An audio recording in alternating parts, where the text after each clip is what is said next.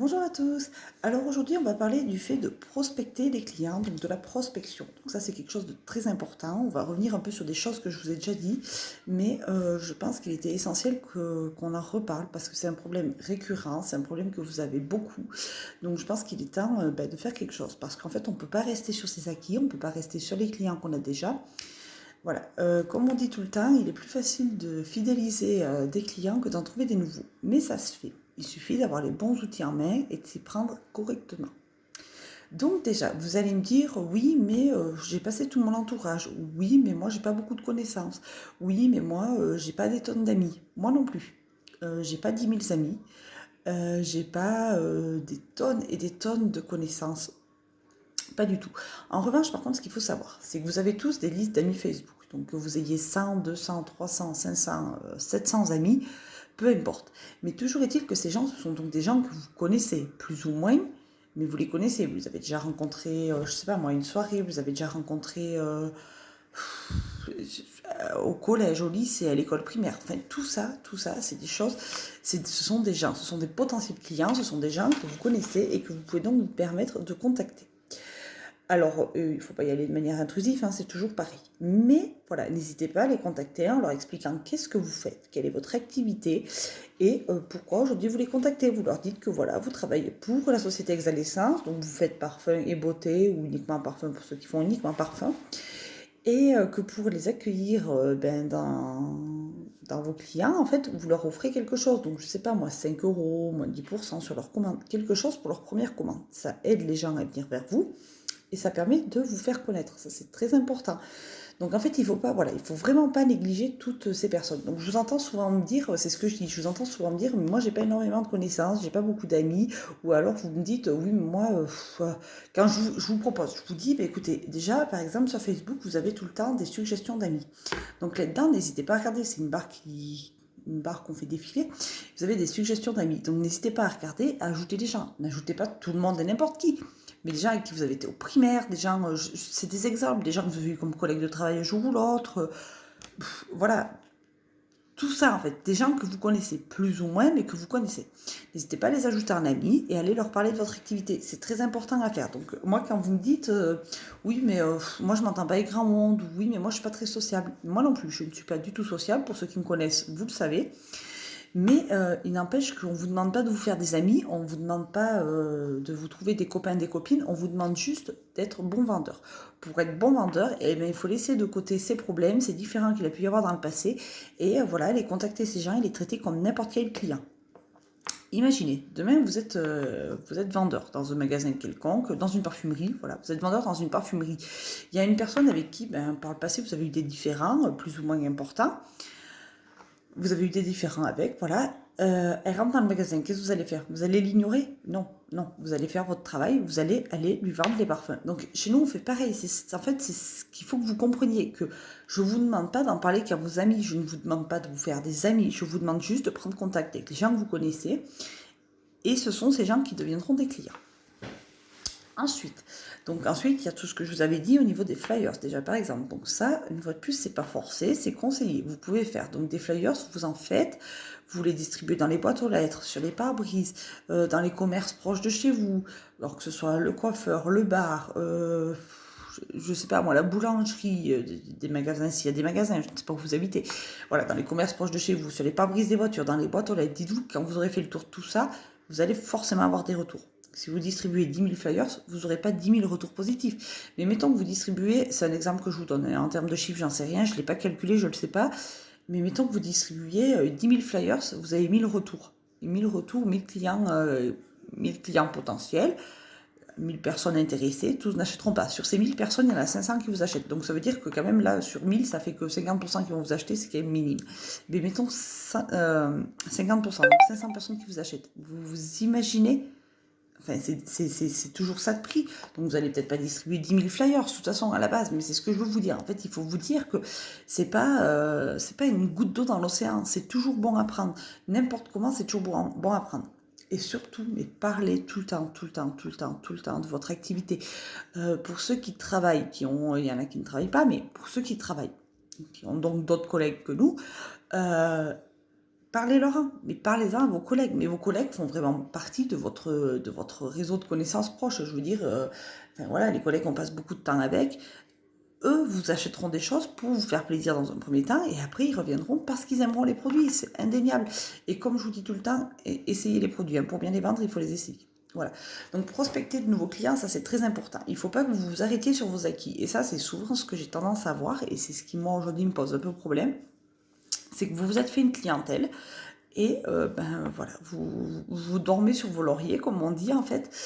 Vous restez dessus. C'est pas méchant ce que je dis, pas du tout, mais c'est pour vous, c'est pour vous aider. Vous restez dessus et voilà, vous essayez pas de chercher plus loin. Alors qu'il y a des choses à faire pour trouver de nouveaux clients. Autre chose qui est topissime pour trouver de nouveaux clients, ce sont les réunions. Bon, les réunions en face à face, on va dire les vraies réunions classiques. C'est un peu compliqué par les temps qui courent parce que du coup, vous savez, le Covid, machin, compagnie. Enfin bon, ça complique un peu les choses. Les gens sont un peu craintifs de recevoir chez eux. Mais on a des solutions alternatives. Donc ça, notamment, je l'ai appris au contact de ma manager qui, elle, propose de faire en fait des réunions virtuelles. Donc comment ça se passe une réunion virtuelle? Une réunion virtuelle, vous allez donc trouver une personne qui voudrait bien vous faire cette réunion virtuelle. Donc déjà, c'est beaucoup plus facile à trouver que faire une réunion chez les gens. Parce que là, les gens, ils se disent, il n'y a pas la contrainte que la personne vient chez moi. Il n'y a pas la contrainte de perdre du temps.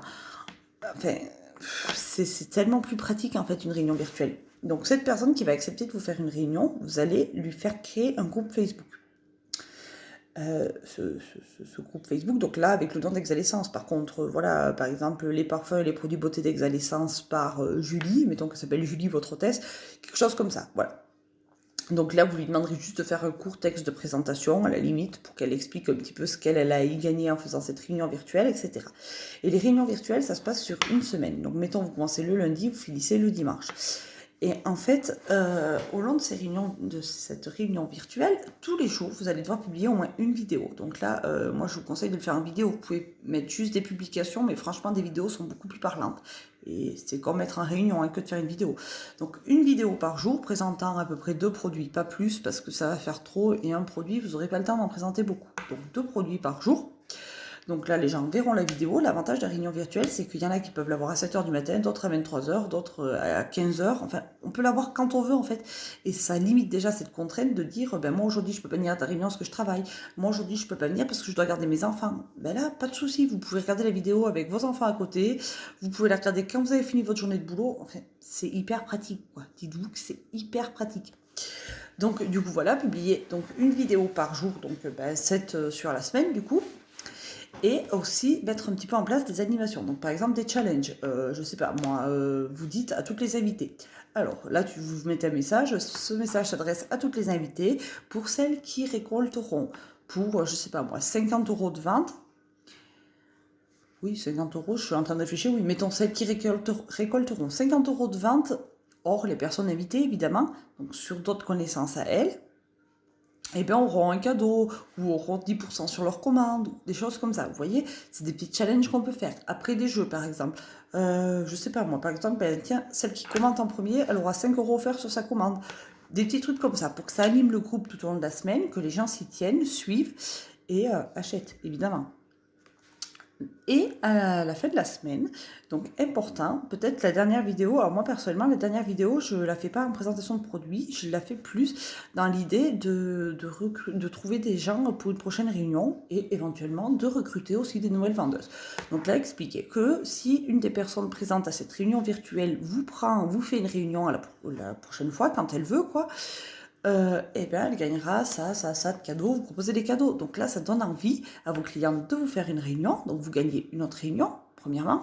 Deuxièmement, cette nouvelle cliente, elle va inviter de nouvelles personnes à ces réunions, donc c'est encore des nouveaux clients trouvés, vous voyez ce que je veux dire?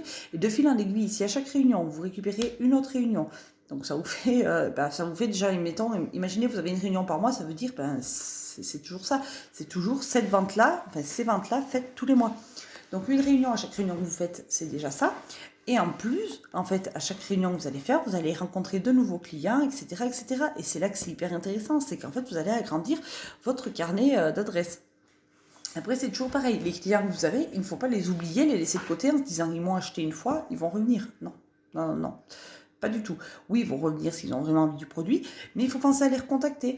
Quand vous faites une offre promotionnelle, par exemple, je sais pas, moi, mettons, pour la fête des mères, vous faites une offre promotionnelle, et bien vos clients que vous avez déjà eu, même s'ils ne sont pas forcément des clients fidèles, mais ceux qui vous ont commandé au moins une fois, et bien vous envoyez à toute la liste de clients que vous avez d'habitude, voilà, je me permets de te contacter parce que tu m'as déjà, tu ou vous, hein, suivant si c'est quelqu'un que vous connaissez ou pas, tu m'as déjà acheté des produits, du coup, je me permets de te faire profiter de l'offre pour la fête des mères.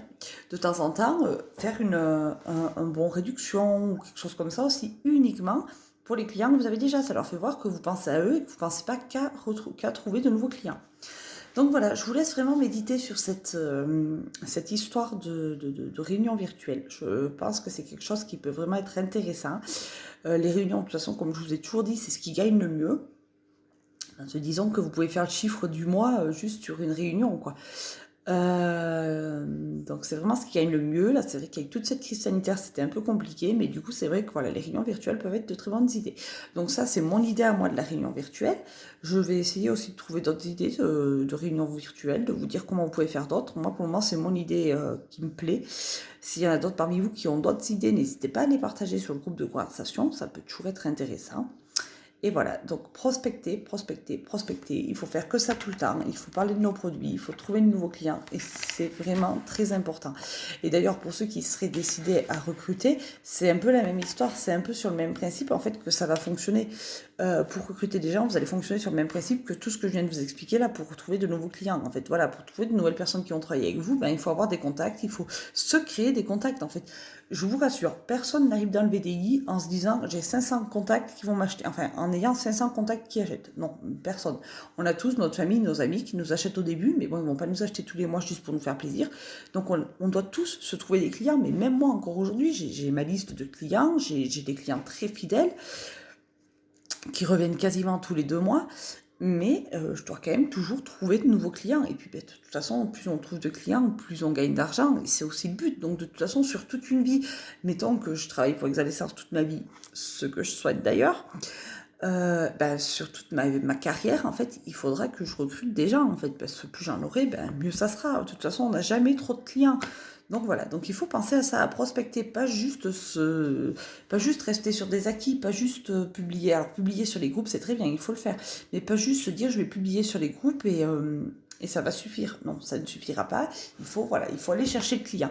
Donc c'est pareil. Quand vous me dites, quand je vous dis vous en êtes tout niveau commande et que vous me dites j'attends, j'ai des personnes qui doivent revenir vers moi. Non mais c'est ce que je vous disais. Il me semble que je vous l'ai déjà dit, mais je le répète parce que vraiment je l'entends tellement de fois celle-là. Vous me la faites tellement souvent. Vous la ressortez souvent, celle-ci. Oui, alors c'est bien, on n'harcèle pas les gens. Mais par contre, si vos personnes qui doivent revenir au bout d'une semaine ne sont pas revenues, vous retournez-y parce que clairement, elles ne reviendront pas. Alors des fois, c'est pas qu'elles n'ont pas envie d'acheter, c'est qu'elles oublient, elles n'y pensent pas. Moi, je sais que j'achète à d'autres VDI et ça m'arrive d'oublier, de ne pas y penser. Tout simplement. Voilà. Et oui, un dernier truc aussi pour vous faire connaître et qui peut être intéressant, c'est de proposer des échanges de commandes à d'autres VDI. D'autres VDI qui font des choses qui vous intéressent, qui font, ça, je sais pas, moi je vous donne des exemples, mais soit d'autres produits de beauté parce qu'il y a des choses différentes de nous, soit des VDI qui font des bonbons, des gâteaux, qui font de la lingerie, qui font des vêtements, enfin il existe de tout comme VDI, des bijoux, voilà. Donc, c'est des produits qui peuvent vous intéresser. Si vous voyez qu'il y a des VDI qui mettent des annonces sur ça, n'hésitez pas à aller les contacter, à leur dire écoutez, moi, vos produits m'intéressent, je suis aussi VDI, vous présentez votre activité.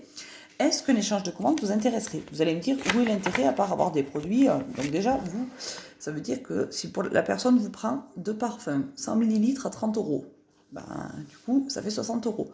Mais vous, vous payerez quand même que 30 euros. Ça, la dame, elle ne le sait pas. Vous n'allez pas y faire payer votre prix à vous, vous y faites payer le prix client. Donc, bon, déjà, vous êtes gagnant sur ce point-là. Petit 1. Petit 2, l'avantage, c'est que quand ce sont des personnes qui font du VDI, ils savent comment ça fonctionne. Donc, ils savent qu'ils vont vous laisser un petit commentaire avec la photo qui va bien, etc. sur votre groupe, sur Instagram, Snapchat, sur tous les réseaux sociaux où ils seront. Et de là, et bien pareil, ça donne de la visibilité. Ça fait des gens qui ont laissé des avis, des clients qui laissent des avis. C'est très, très important. N'hésitez pas à demander à vos clients, n'hésitez pas à leur dire, si ça ne vous embête pas, de laisser un petit mot sur mon groupe. ça rassure toujours les autres, voilà. Et ben, du coup, voilà, elle, il va y avoir des amis à elle qui vont voir sa publication, machin, compagnie, qui vont demander à rejoindre votre groupe, etc., etc. C'est comme ça que ça se fait, de fil en aiguille. Il faut toujours trouver des solutions comme celle-ci pour gagner des clients. Donc voilà, écoutez, j'espère que vous allez trouver de nouveaux prospects, du coup, que votre prospection va bien se passer. C'est très important. C'est voilà, c'est vrai, c'est vraiment, enfin, j'ai envie de dire, c'est 70% de votre travail que de trouver de nouveaux clients, en fait. Donc j'espère que grâce à mes conseils, vous allez y arriver. Et j'attends votre retour avec impatience. À très vite.